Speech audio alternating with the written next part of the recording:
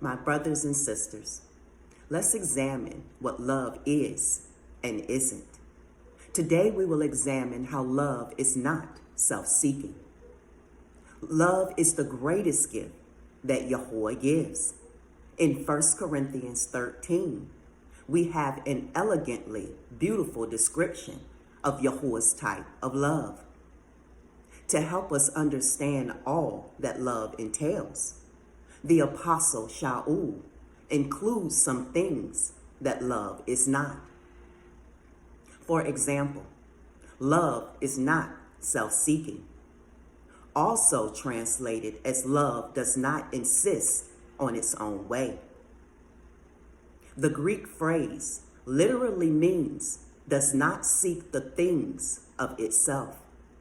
Self-focus, which is the antithesis of love, marked the Corinthian assembly. This was evident in the assembly's divisiveness regarding leadership, its attitude towards Paul, its attitude towards legal issues with other believers, its attitude towards Adonai's supper, and its attitude towards spiritual gifts. Shaul wanted these believers to stop focusing on their own needs and preferences and serve Yahuwah and one another. The corrective to self-seeking is Yahuwah seeking. The remedy for selfishness is love. Yahusha said, "You shall love Yahuwah, your Elohim, with all your heart and with all your soul and with all your mind and with all your strength." The second commandment is this: you shall love your neighbor as yourself. Love for Yahuwah and others is to mark the believer, not love for self. Some have mistakenly interpreted love your neighbor as yourself as teaching self-love in order to love others. That is, we must love ourselves first before we can truly love others. But this is not the teaching of the passage. Self-love is assumed to be the default condition.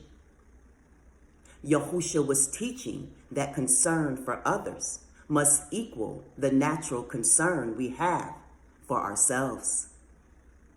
Also, Yahusha was appealing to the Torah, specifically Leviticus 19:17 through 18, which reads, "Do not hate your brother in your heart. Rebuke your neighbor frankly, so you will not share in his guilt. Do not seek revenge or bear a grudge against one of your people, but love your neighbor as yourself. I am Yahuwah." The context deals with treating others fairly, without vengeance, and with love. It has no reference to self-love. This focus on others and their needs correspond to Philippians 2:4.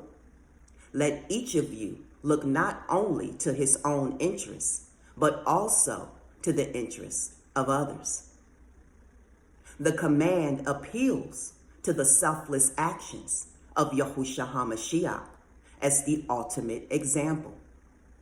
The New Testament often mentions the need to turn from self and toward helping other people.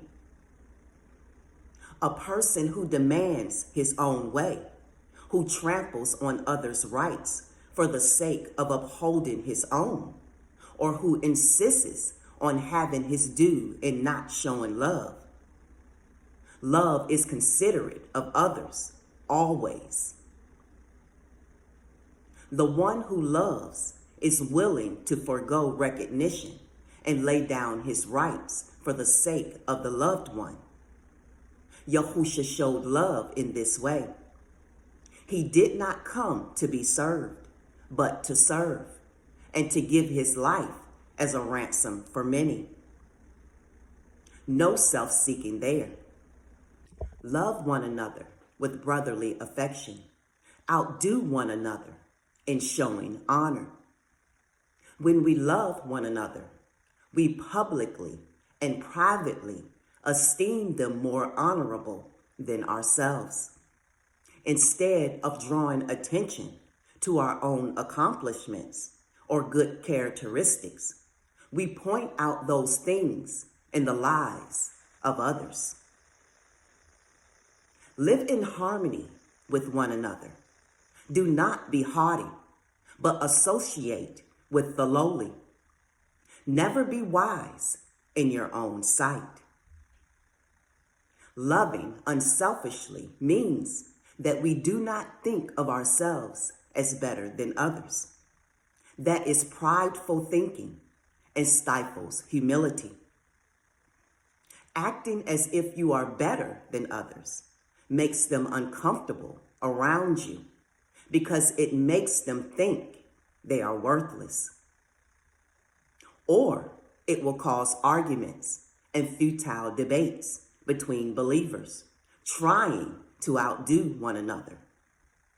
Neither of these attitudes depicts the unselfish love of Yahuwah in our lives.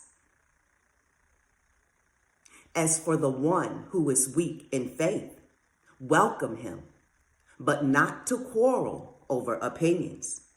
Therefore, let us not pass judgment on one another any longer, but rather decide never to put a stumbling block or hindrance in the way of a brother.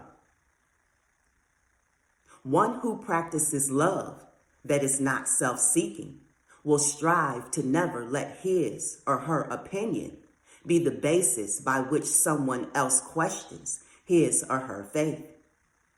We should always express ourselves in a loving way, not a confrontational way.